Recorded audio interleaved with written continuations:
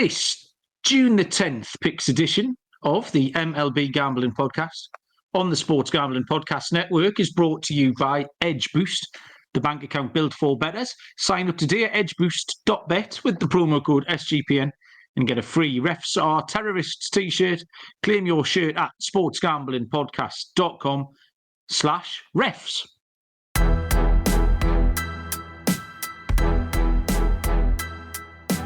Welcome everybody to the MLB Gambling Podcast on the Sports Gambling Podcast Network.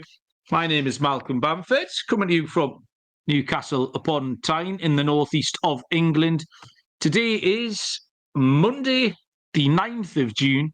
We are here to handicap a full slate of action for Tuesday, June the 10th. Joining me from somewhere in North Carolina is Mr. Lonte Smith. Lonte, how are you doing?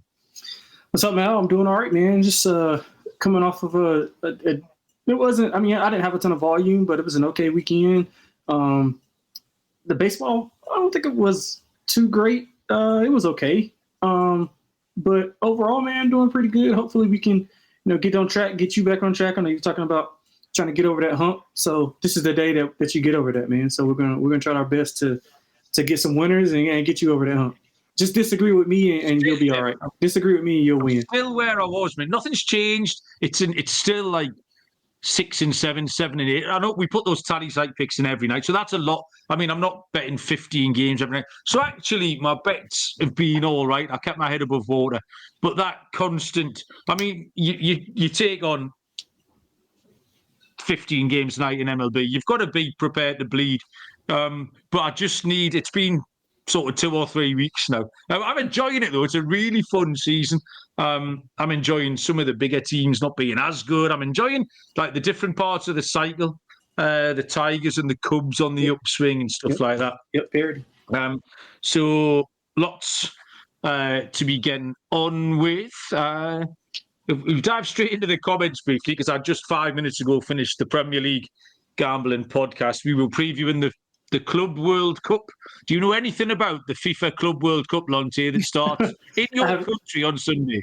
I have zero idea, but what I do know is, you know what? And I don't even want to say this. I'm kind of ignorant to the football world, so I know like literally nothing that goes on. But we have a lot of soccer goes on in Charlotte. I don't know if you know anything about Charlotte, North Carolina. A lot of teams play there. I don't know if it's if it's for a cup. I don't know anything about it. I just know that it's always packed whenever I hear about it. I'll find out in a minute. But yeah, the tournament's being held in US. Sean's going to watch Atletico Madrid against Paris on Sunday in LA. So if there's any game, I'm going to find out if there's any games. I'm sure Charlotte, North Carolina, quite a big place. Yeah, North Carolina, where the Panthers play, Bank of America Stadium.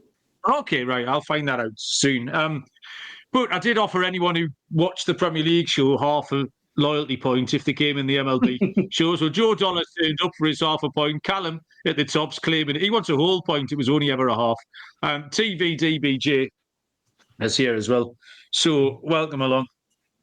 1, 2, 3, 4, 5 games off the board, which is pretty standard for our Tuesday night handicaps because the Monday games haven't gone off yet. But I'm sure there's plenty winners in here for us.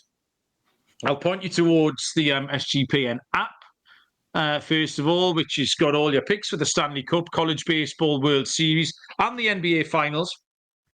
So get that wherever you get your apps. And we kick off on Tuesday with a 6:35 Eastern first pitch between the Detroit Tigers and the Baltimore Orioles. It is Sawyer Gipson-Long for the Detroit Tigers. For Baltimore, officially TBD, which is why I believe this game is off the board. I think it's left-handed pitcher Cade Povich.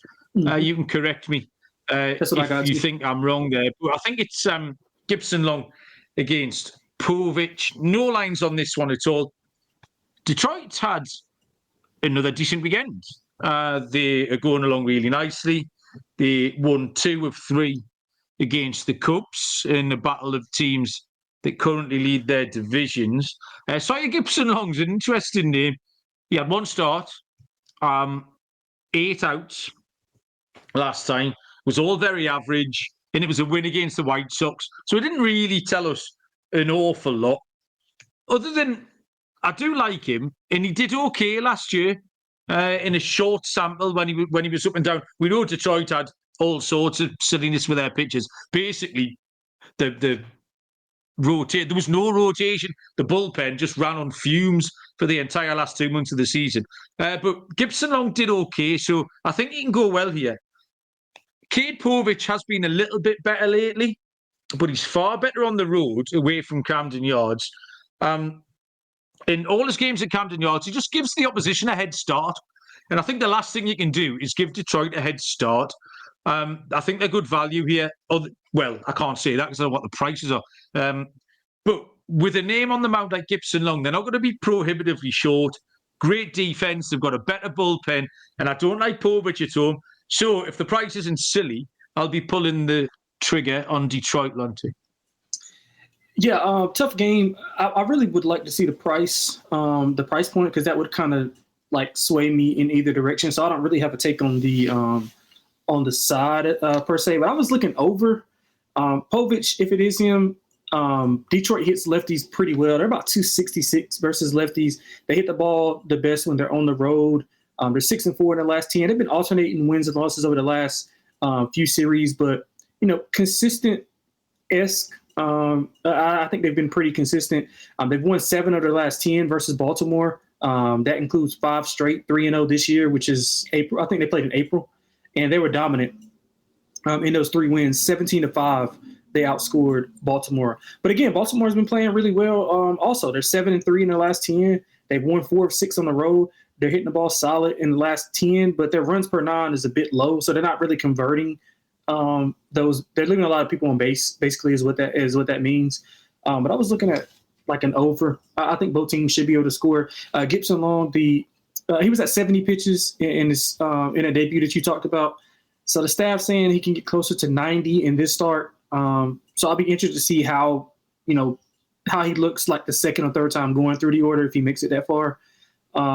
But yeah, I would probably look in over. The sidewise would be price dependent. Obviously, I guess I prefer Baltimore being that they're at home. You got a young guy on the road making a start, and Baltimore's playing really well offensively. So probably would go Baltimore. It literally depends on the price. Okay, thank you.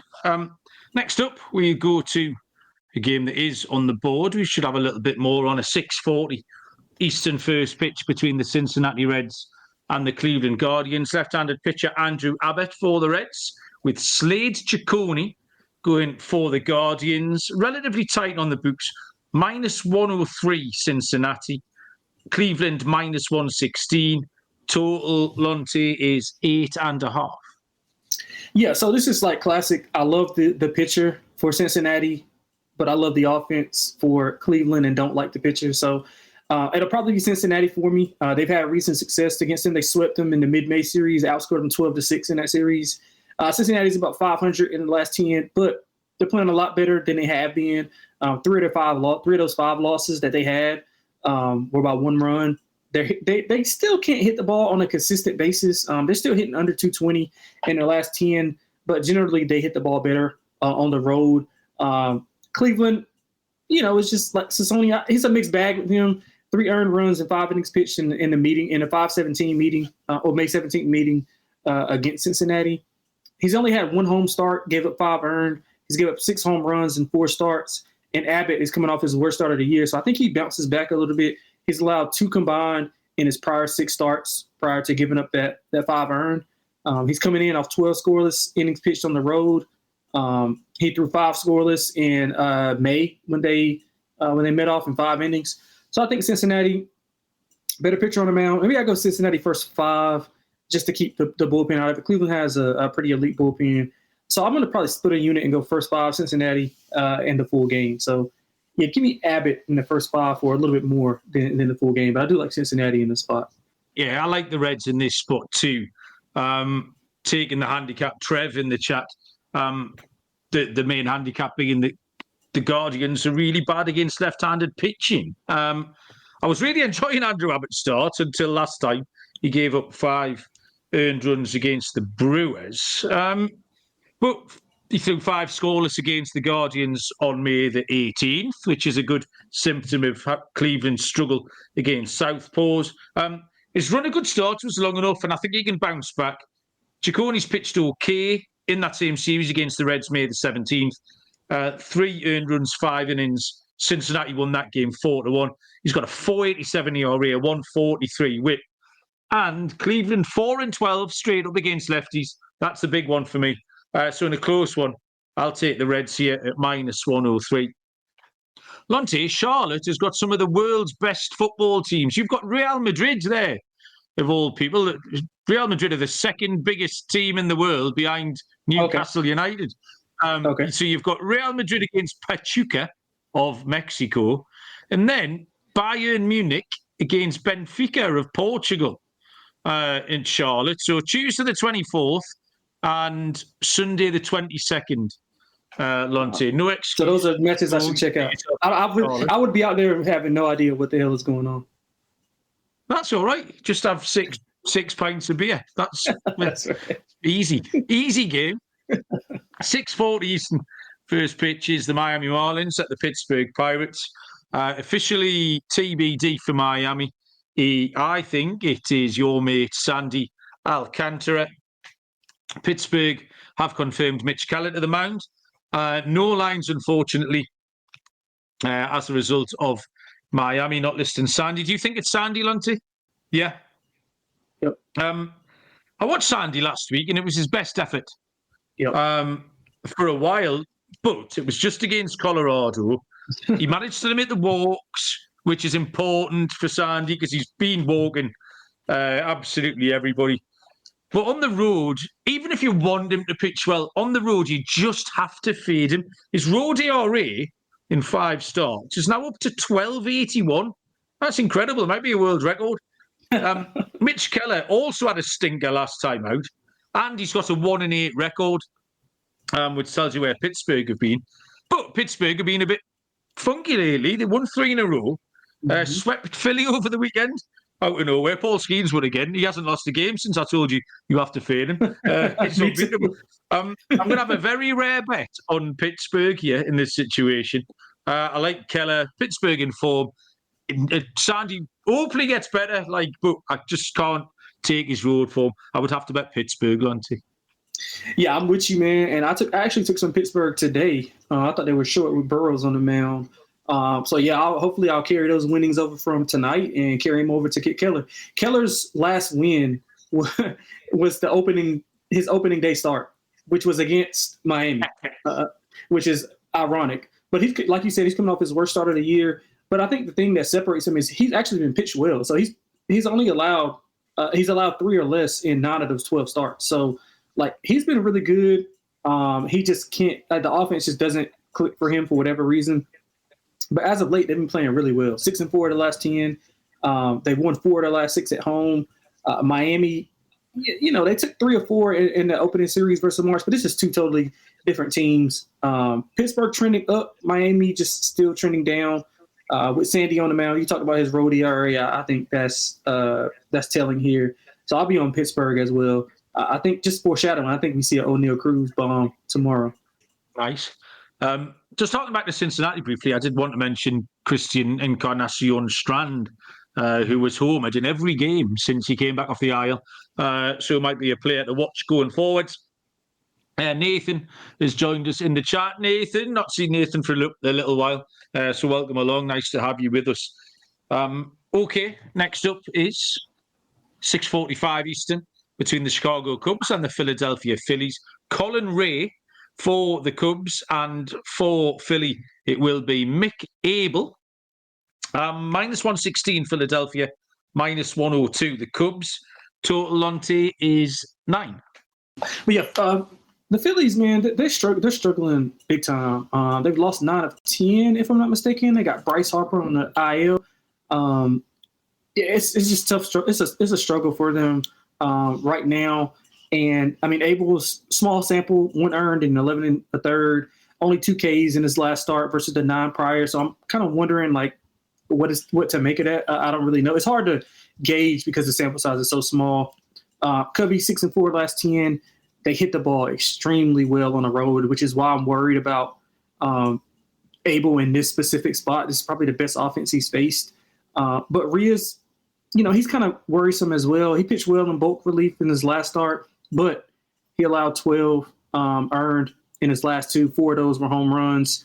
He's got a low K rate as well. He had 0 Ks in his last outing, so a lot of contact being allowed.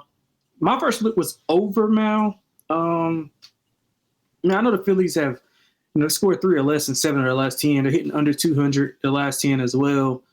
But, I think everything points to offense here. If I had to make a play on the side, I would have to go with the Cubs until the Phillies kind of turn around and show some consistency. But over would be my best bet in this game. Yeah, you hit on a lot of the problems that Philly are having. They have lost 9 out of the last 10. Only hitting 189 in that span, averaging 3 runs per game, something else you mentioned. Lost 5 in a row, swept by Pittsburgh.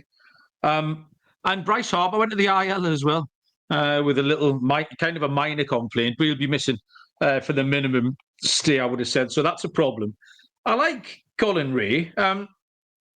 He did go from back-to-back 6 earned run starts to a scoreless effort at Washington last time.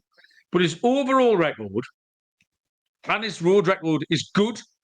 Back to Abel last week. We talked about Abel. It might have been myself and Dylan. Oh, it was me and you. We did both nights, didn't we? We backed Abel last week. He did his job. 5.2 innings, 1 earned run against the Blue Jays. But the Philly offense let us down. And that's kind of the story of what's happening. So all of those negative trends for Philly. And I do like Ray and the Cubs. Tough series the weekend against Detroit. But the Phillies don't hold many fears for anyone currently. I'll take the Cubs here at -102. We will move on. Let me talk to you first about Edge Boost, the first ever bank account built for bettors, ensuring all gambling transactions are approved. No usage fees, no minimums in cashback rewards, 100% approval for all betting deposits. Sign up at edgeboost.bet. The promo code is SGPN. This is your last chance to sign up to get a free Refs Are Terrorists t-shirt. Go to sportsgamblingpodcast.com/refs to claim your free shirt. The Circa Fantasy Football giveaway, which is a stunning prize in a stunning casino. I spent a few hours there a couple of years ago when I was out there for NFL Week 1. Absolutely unbelievable. Great prize. 12 people, your entire league, can draft in Stadium Swim with a $5,000 bar and food tab as well. Limo transport, all sorts of stuff. But all listeners can get a permanent 15% deposit at Circa Property, 15% discount, at Circa Properties with the promo code SGP15, sportsgamblingpodcast.com/circa. That's sportsgamblingpodcast.com/circa. Kevin has joined us in the chat, saying nice things. Kev, welcome along. We very much appreciate it. Nice to have you with us. Next game on the board is 7:10 Eastern first pitch between the Washington Nationals and the New York Mets. Left-handed pitcher Mackenzie Gore goes for the Nationals. For the Mets, it is Griffin Canning. +138 Washington, -164 the Mets, and the total here is 7.5. Mackenzie Gore is your current strikeout leader in MLB, actually. We talked about him a little bit last week when we did the show, because every time I sort of get back on board with him, he screws me over a little bit. But he's been great again recently. Back-to-back scoreless, covering 13 innings in his last 2 starts. That brought his ERA down to 2.87. Griffin Canning twirled an absolute beauty at the Dodgers last week. 6 scoreless, 7 strikeouts. So my instinct was that this feels like an under. And then the trends follow it. The pitching trends follow it up. Gore, 7-6 to the under. Canning, even better, 7-4 to the under. And against lefties, the Mets have gone 9-6 to the under. as well. So all the signposts were towards a lower scoring game here. I did want to mention Pete Alonso because he did one of my favourite things in MLB. Happens 2 or 3 times a year. He won the standoff, the national anthem standoff against, I can't remember who it was against, but he won and he celebrated, and quite rightly so as well. So there you go. I'm padding slightly because Lonte, I don't know where Lonte is gone. Is Lonte back? Oh, he's kind of back. He's not entirely back. Lonte, let me know when you can hear me. We will move on to a 7:10 Eastern first pitch between the Tampa Bay Rays and the Boston Red Sox, where Ryan Pepiot will go for the Rays against Lucas Giolito of the Boston Red Sox. Another tight one on the books. Boston -102, the Rays -116 with a total of 9.5. Tampa Bay are going along quite nicely recently. They're MLB best 14-4 since May the 20th, Tampa Bay. I like Ryan Pepiot, one of Dylan's guys. 2 earned runs in his last 19 2/3, 2.35 road ERA with a 1.13 whip, so no problem with any of that. Giolito has been a little bit of an issue. He lasted 5 outs just last time against the LA Angels. Gave up 7 earned runs in that short start. I watched that game and he was very, very hittable. The Angels had no problem with him at all. The Rays 7-3 in the last 10. They're above 500 on the road.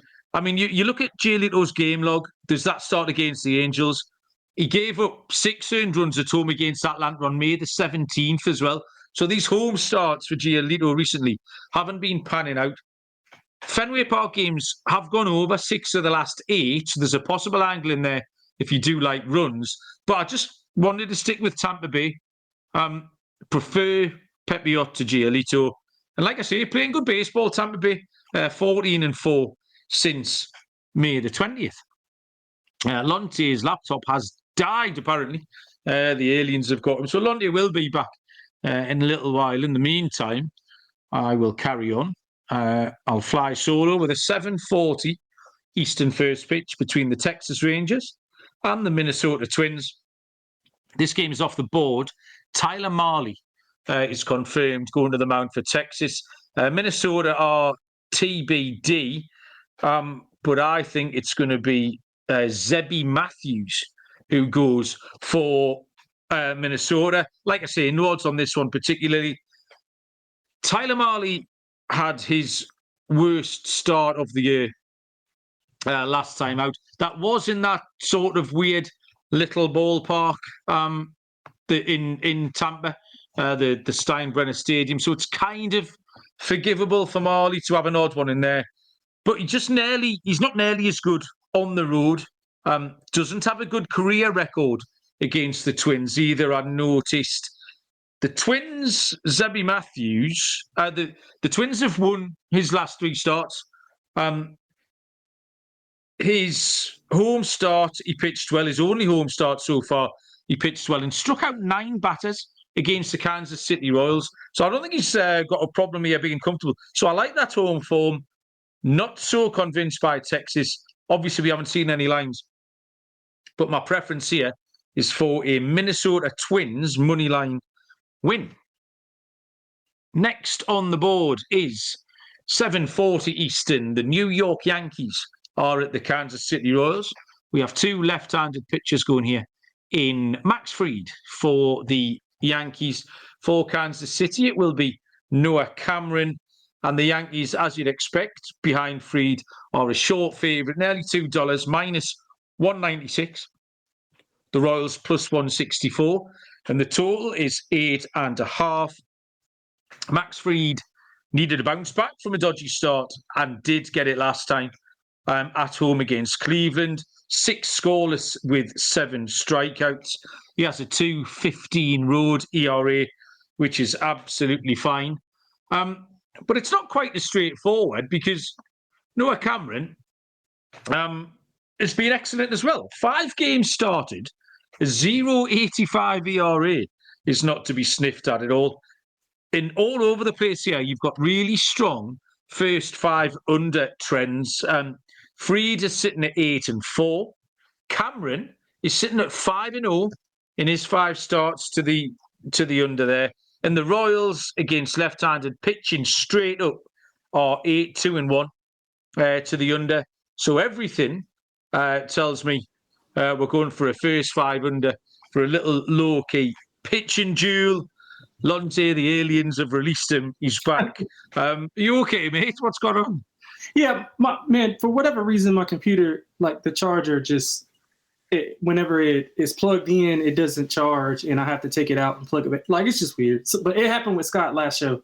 So, yeah, that's my bad. Okay, fair enough. Right. What you need to catch us up on, Lonte, you see if you can match up with my picks here. This is like a little game show now. You've got the Rays and the Red Sox. You've got the Rangers and the Twins. You've got the Yankees and the Royals. You'll win a prize, Lonte, if you get the 3 picks all the same as me. All right, so let's start with the Rays in Boston. So I went over and I went with Tampa. Boston took 2 of 3 in the middle of April, but they're 500 in the last 10. They had a good weekend versus the Yankees. Offense looked really good. They scored 5+ runs in 7 of the last 10. I don't really trust Giolito, but again, I think the offense at home will maybe help him out here. Pepe has been really good. 6 straight quality starts, 9 runs allowed, and 37 2/3. He's been solid on the road. No more than 3 earned allowed. He did have 6 earned in 6 innings pitched in the April start versus Boston, and he's also lost his last 3 versus Boston. So I think we see a high-scoring affair here. I like Boston and I like Tampa. I'm sorry, and the over on this game. Did you like Tampa and over? I like Tampa. That was my pick, Lontes, who are 1 out of 1. Rangers at Twins? Rangers and Twins. Do you have the pitcher for the Twins? Zebby Matthews, I think. Okay, because I saw I don't know who I saw going for them.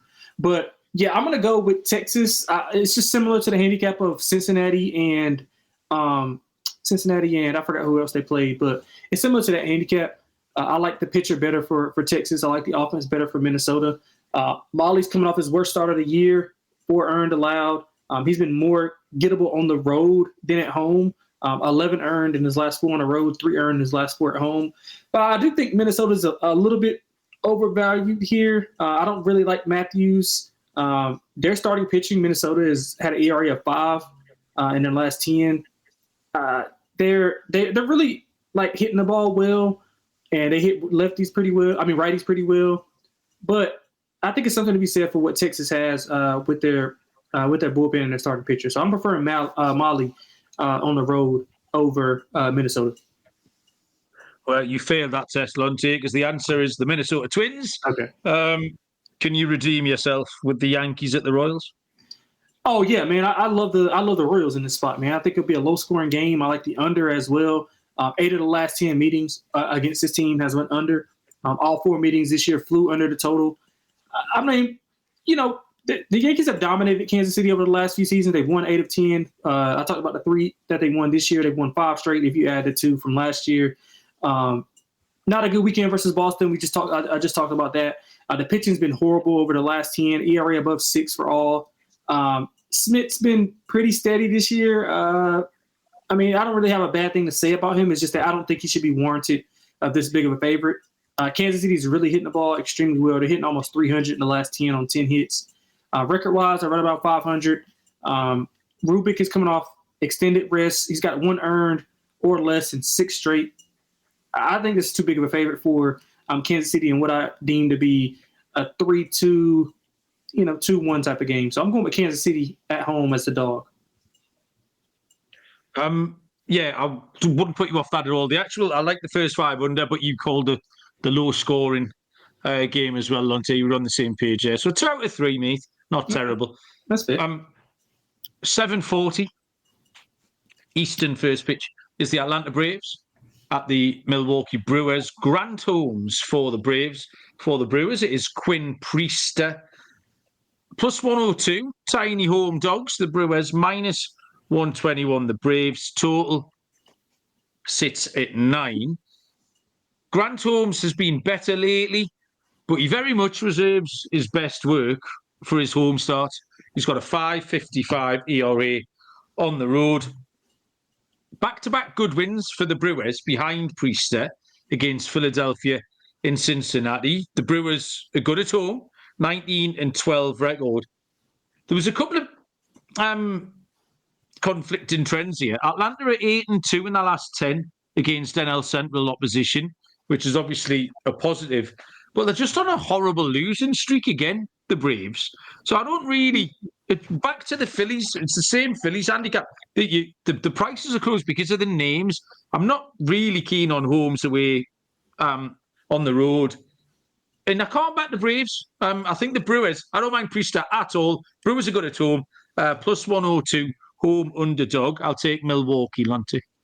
Yeah, I completely agree. I think the wrong team's favorite here. I mean, I think you talked about it. It's just brand name bias. Atlanta's 2-8 their last 10, 7 straight losses. They have lost 5 straight by 1 run. So, a flip of the coin and they could be, closer to maybe winning 7 of 10, but they haven't. They haven't hit the ball well. They're hitting under 210 in their last 10. Holmes has not pitched much on the road. He's got 4 starts, 13 earned runs total, so not horrible. Pretty much a mixed bag, similar to the season. I think he mirrors the season that Atlanta's having, just kind of up and down, steady in moments, but then not so good in other moments. But Milwaukee's been significantly a better team. I mean, they're 7-3 in the last 10. Maybe some of the pricing has to do with their struggles offensively this weekend. They did fail to score a run in 2 of the 3 games versus San Diego, but still, they're still hitting around 260 the last 10. Priester's been pretty good, 3 earned or fewer in 6 straight games.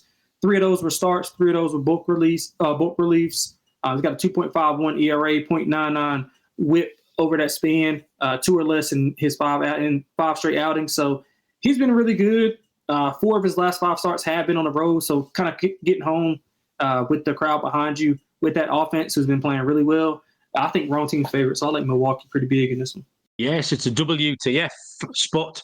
Wrong team favoured. Trev is telling us that DL Hall will open for Priester. DL Hall, big name rookie. And Trev also helpfully points out that the Braves blow. So the Brewers, it's a team ride. Team ride on the Brewers. We'll move on to the second half of this card. After I've told you that Underdog is going long for the NBA Finals with their extender bonus. Hop in game 1, the longer the series goes, the bigger the bonus gets. Use our code MLB SGPN to claim a special pick and first-time deposit offer up to $1,000 in bonus credit. UnderdogFantasy.com promo code MLB SGPN. Rhythm, we've talked about a lot, but now they've just dropped a game-changing feature called Power Trends. These are AI-detected patterns where Rhythm's model is consistently won and has a high ROI. You've got a strikeout prop 59% of the time when the line and win probability hit at a certain range. That is a Rhythm Power Trend, updated daily, exclusive to Rhythm. Get a 7-day free trial at sportsgamblingpodcast.com/rhythm. And finally, we're brought to you by mybookie.ag, your place to bet on every sport, tons of locations, crypto payouts are really quick. Head to mybookie.ag with the promo code SGPN for a 100% deposit match up to $1,000. T's and C's apply. That's mybookie.ag, promo code SGPN. 7:45 Eastern. First pitch, the Toronto Blue Jays go to the St. Louis Cardinals. Chris Bassett for the Blue Jays. Miles Mikolas for the Cardinals. Plus 104 small home underdogs are the Cards. Blue Jays minus 125. Total Lonte, 8.5. Yeah, I like over, and I like St. Louis at home. I think this is similar. I know Toronto's been playing well. They've won 8 of 10. Offenses look really good. They're hitting almost 300 in the last 10. They've actually scored 5+ runs in 7 of those 10 games. But they're going on the road to a place where St. Louis plays really well. Mikolas, I prefer over Bassett. Bassett's allowed, 1 earned in 3 of his last 5. But if you look at the 2 games that he didn't allow 1 or less, 11 combined runs. His contact rate is sky high. He's allowed 6+ hits in 7 of his last 9. He's allowed 4+ earned runs. in 4 straight road starts, 5 home runs allowed in those starts as well. And, I mean, St. Louis offense has been down a tick, but they still hit righties pretty well, almost 270. They're going to hit the ball well at home. Mikolas's quality starts in 3 of his last 4. He's coming off his second worst 2-game stretch of the season, but he's been pretty steady at home. So I like St. Louis at home. I like the over. Toronto's over in 9 of their last 10. St. Louis over in 7 of their last 10. So I think we can see a high-scoring game, like 6-5, 7-6, somewhere in that range, and hopefully St. Louis can come out on top. So I like the Cards at home in the over. It's the weekly correct score pick from Lonte. Chris Bassett bounced back last time against Philly. We know they're not in great form, but he hasn't been as good on the road at all. 4.86 ERA. I picked Miles Mikolas last week, if you remember, and won. Yeah. The habit of a lifetime. They got a 6-5 win against the Royals. I like both teams here without being keen on either pitcher. I found it hard to pick a side. The Blue Jays are in good form. They've won 9 of 11. But interestingly, the Cards are 5-1 in the last 6 in interleague play, which isn't a stat we get to very often. So kind of conflicting trends for his side. But I agreed with you, Lonte. I just thought runs. I like both offenses. Not really keen on the position for either pitchers. I backed Mikolas once. I don't want to make a habit of it. So we'll go over 8.5 in that one. Next game on the board here. We are rattling through these. There's an 8:10 Eastern first pitch between the Chicago White Sox and the Houston Astros. We have Shane Smith, who goes for the White Sox. For Houston, it will be Lance McCullers Jr. Minus 200, Houston. The White Sox are plus 168, and the total here sits at 8. Back-to-back wins for Shane Smith in the White Sox, who continue to turn a profit. Last time out, plus 132 against the Tigers. We took him the time before, plus 205 against the Mets. Lonte is nodding hard here. So it is hard to ignore because it's been a fun trend. It's been a profitable trend. It's not been a fluky trend either. Shane Smith's just plain good, But there's a but, unfortunately. I'm going to pull the old switcheroo here. McCullers is doing fine. Pretty average, really. But Houston are decent at home, 22-12. And it's the White Sox on the road. That's the problem. Give me Shane Smith at home. I'd be tempted most times. 6-26 on the road is a problem. So that means I have to ignore them. As a run line favourite, Houston are doing okay, covering 34-29. You'd have to take them as a run line here at minus 200. And I think they can probably do it. Something like 4-2, 3-1, something like that. But yeah, the Astros will get it done. It'll be ugly, Lonte. Yeah, I like that plus 1.5 for the White Sox, man. I think the White Sox have been feisty. I think Shane Smith has been going the other way. Yeah, Shane Smith has been really, really good, man. And if you look at his starts, like you said, it's not been fluky at all. I mean, he's coming off 5 and a third scoreless versus Detroit. We talked about Detroit. He's got a 2.49 ERA, fairly solid on the road. If you look at so I'll give you his earned runs versus good offenses, and I consider these above average offenses. So he allowed 3 at the Mets. He allowed 1 in Chicago for the Cubs, 1 versus Milwaukee, 0 at Minnesota. So those are 4 quality offenses that we probably already talked about. And he allowed a total of 5 runs in those 4 starts. So it's nothing fluky here. And in Houston, I respect their offense, but they're not as good as those 4 offenses. So I don't think he'll be afraid. I like that first 5 money line. I think Trev said the same thing. Houston's been pretty good. They do hit lefties pretty well.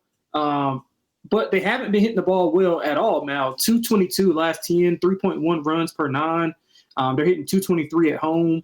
McCullers, I do think he's trending well. But if you look at his splits, he's really better on the road than at home. I got him at 0 earned on the road and 12 earned at home. He's coming in off 6 scoreless at Pittsburgh, and he's been really good in his last 4 starts. 5 earned runs combined in 20 and a third innings pitched. So I do like McCullers. I like the under in the game, but I think Shane Smith, got to put some respect on him in that first 5. Let's go Shane Smith first 5 under and full game under. Yeah, Trev is absolutely on board with you. I've got a feeling I might regret this because it's there for me. We followed it, you were nodding along, and I've gone the other way, and I possibly shouldn't have done. Time will tell. 8:40 Eastern first pitch.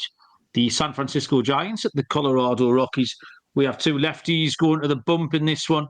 Kyle Harrison for the Giants, and it is Carson Palmquist for the Rockies. Plus 190 Colorado. Minus 230, the Giants. The total is right up there, 11.5. Lonte, what have you got? Yeah, you know what? This is the first time in history. I'm taking the Rockies, man. I think the Rockies are live in this game to win. I like them in the first 5. I like the full game. I like the under as well. I think the under is a little bit – I think the number is a little bit too high. San Francisco, they took 3 or 4 in early May versus Colorado. Who doesn't? They've won 7 of 10. But they haven't really hit the ball well at all. They're hitting under 215 versus lefties. They haven't had – the offense has looked a little bit better, but it's hard to look worse than what they were. Harrison is dealing with a bruised elbow, so I'm wondering how healthy he is. He's coming off his worst start of the year. I think he took a comebacker to the elbow. He allowed 5 earned on 9 hits to San Diego. Now, granted, San Diego is not Colorado is not San Diego, but still I think Harrison could struggle here if Colorado can get if they can get some offense going early on and put the pressure on San Francisco. I don't think San Francisco will be able to come back and outscore them if they could put up 3 or 4 runs. Now, that's asking a lot from Colorado, but I think it's feasible. Palmquist has been better in his last 2 starts, 6 combined on 7 hits. He allowed 11 earned on 16 hits in his previous 2. This will be the worst offense that he's faced. He faced the Mets, the Cubs, Arizona, and Philly. 3 of those were on the road. So this is obviously the worst offense that he's faced. I think he can go well here. So I'm going first 5 Colorado, full game Colorado, and I'm taking the under. I was absolutely, completely on the other side of this. Just for everything you said, completely pulled apart. I get everything you said positive. I had the negative slant on. First thing I noticed, actually, was that Kyle Harrison's got decent numbers in Coors, which is unusual. He's 3-0 with a 2.20 ERA. Really good on the road. 4 road starts, a 1.50 ERA. Won't go long into games. Sort of 3.5, 4 innings. But the Giants' bullpen's so good. That's not really a problem. 2.32 ERA and a 1.06 whip out of the bullpen. So good numbers there. Palmquist is 0-4 with an 8.50 ERA, 4 starts, 4 run line defeats. So after that, I sort of liked Harrison. I looked at those numbers for Palmquist, and I didn't really need to go anywhere else. I didn't want to go anywhere else. I didn't find anything that led me anywhere else. Completely different sides. I got the Giants on the run line, Lonte. One of us will win tomorrow. One of us won't. Let's face it. Next up, it's 9:38 Eastern first pitch. 2 of these last 3 games are off the board. We've got missing pitchers. First up for the Athletics, who take on the LA Angels. I think it's going to be Mitch Spence for the A's, even though officially TBD. The Angels are going to throw Jose Soriano. We've got no lines for this one at all. First thing I wanted to mention for the Angels was they picked up Lamont Wade Jr. From the Giants. A good signing because he was really good last year. He went from being sneaky good to just plain old good. Yeah. And he's also got one of the best nicknames. They call him Late Night Lamont. And I don't know why. There's a great... Do you know why? Yeah, well, he had a really good year. I can't remember. It's been within the past 2 years, or maybe 3 years. He was really rolling, and it seemed like every night, because obviously they play on the West Coast, so yeah. It's nighttime. Well, on the East Coast, it's later, and he would always come up with a big hit every time, late in the game, or late in. It would be maybe late in the game, or maybe it would be late at night. So I'm assuming that's how he got it. But that's just how I looked at it. And I'm not sure if that's really how he got it, but I would assume that's what it was between those 2 things. So in my head, it was something far more nefarious, which is a shame, really. It was up to all sorts. Because I would love late nights to be my nickname, but it's not. I'm in bed listening to baseball games, unfortunately. Mitch Spence, 23 appearances so far this season. This is only his second start. He did go 5 innings last time against the Twins and pitch well, so you might get some half-decent length out of him. And Soriano looks like he's unravelling pretty quickly to me. His home ERA is now up to 5.92. The Angels, 4 games under 400 at home. I think they'll be favourites here, and I think they'll be too short. Obviously, tricky that we haven't seen a line. The A's have been on a bit of a losing streak, but oddly enough, have covered the run line in the last 5, so they're not getting beat by many. And Jacob Wilson's worth a mention for the Athletics. He's hitting 469 in his last 10, having an absolutely outstanding rookie season. But yeah, I think the A's might take this, Lonte. Yeah, I like the A's as well, just depending on how big of a dog it'll be. They're hitting the ball really well, 280 last 10.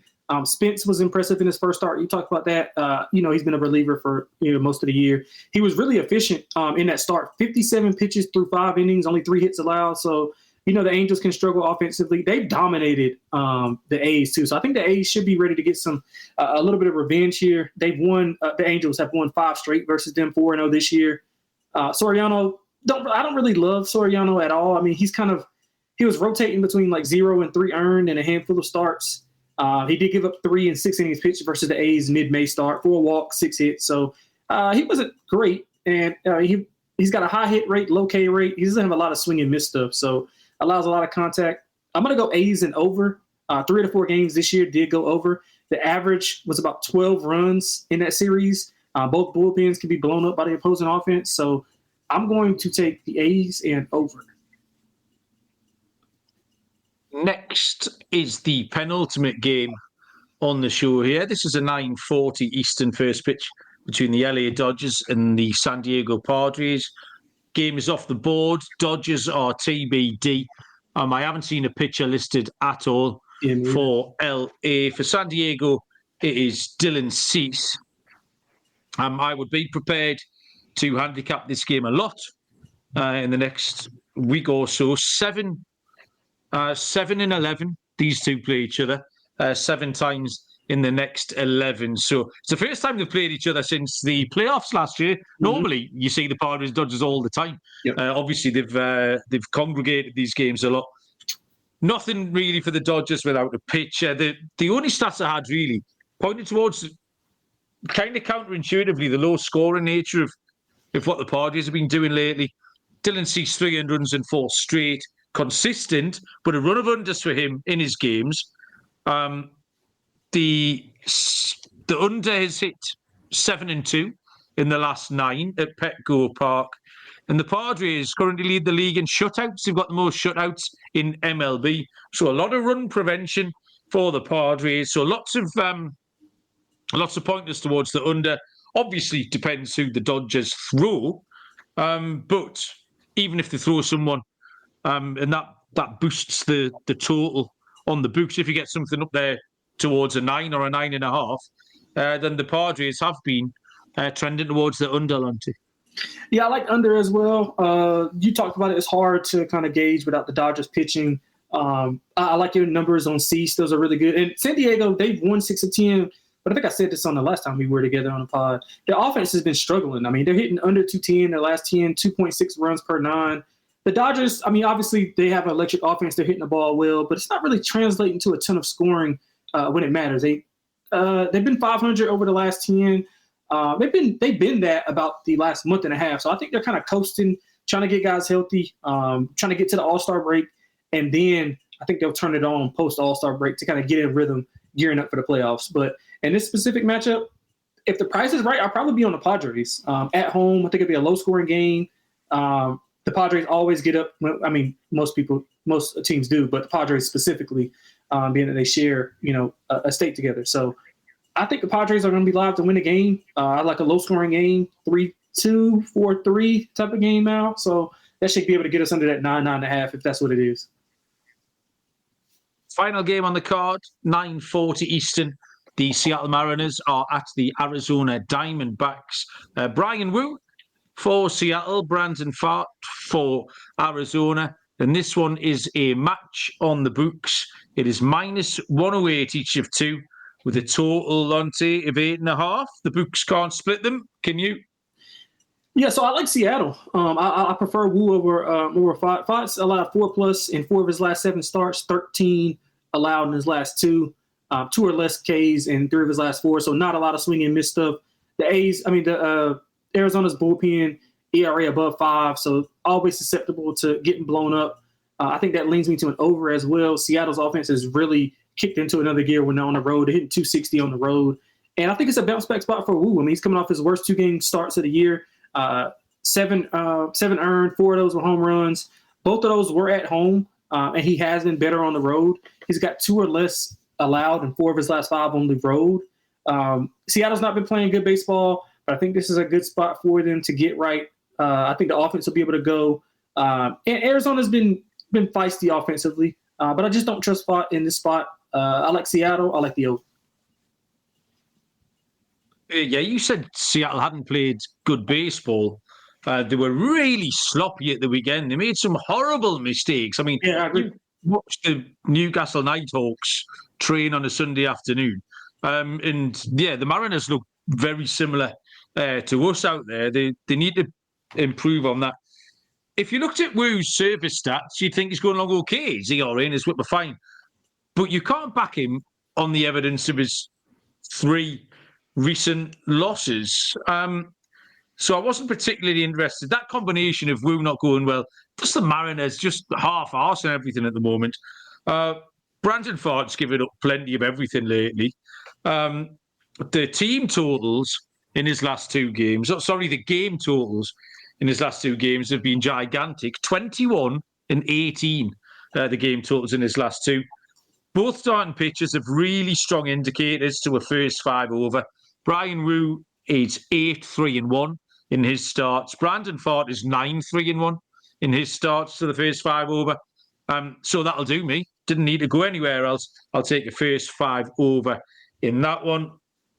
Lonte, we made it to the end of 15 games as best we can. I can't remember. Is it you or is it me? Because see what cocked us up. We went back to back. We went Monday and Tuesday last week. Do you remember? Yeah, I think it's your turn. You think it's me? Okay. Well, you see, I like going first because I can steal the good ones, but also it does mean that I'm a bit short of time. That's why I'm saying things now, just to try and drag this out a little bit. Right, come on. Let's go for lock will be. I've got a few to choose from. Yeah, me too. So I really like that Giants play, but you've kind of talked me out of it a little bit. Runs, there was a couple of totals that I liked towards the end of the card. Might even be that very last one. I think it will be. I'll take the first 5 over between Seattle and Arizona. It was just all signposts in that direction. And for my dog, there's a couple of tiny puppies. You've got some bigger ones. I like the Brewers. I'm not going to win a prize. They're +102. But you'll all have to forgive me because you remember I'm trying to get over a bump here. And a +102 shot might just push me over the edge. So next week we can get onto the +185 shots. I'll take Quinn Priester following DL Hall to beat the slumping Atlanta and Grant Holmes. Give me the Brewers, Lonte. I like that also, man. For lock-wise, I'm going with Pittsburgh. I don't really care who they have pitching. I mean, I just think that Pittsburgh is playing really well. They're at home, undervalued. I think playing really good baseball. I think Keller's been underrated because of his record for obvious reasons. But if you just look into those numbers, he's pitched really well. Pittsburgh's playing really well. They've won 4 of the last 5. I think they come in and have a really good series versus Miami and kind of get things or keep things trending in the right direction. So let's go there. And for the dog, you know what, Mal? I was gonna go Rockies. But I'm gonna go Kansas City. Kansas City at home, I think the price is a little bit too high, +164. You shop around, you maybe can find 170. No, not 170. 164 is the best I can find.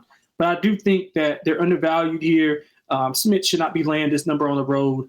We saw what the Yankees pitching staff has been doing over the weekend versus Boston.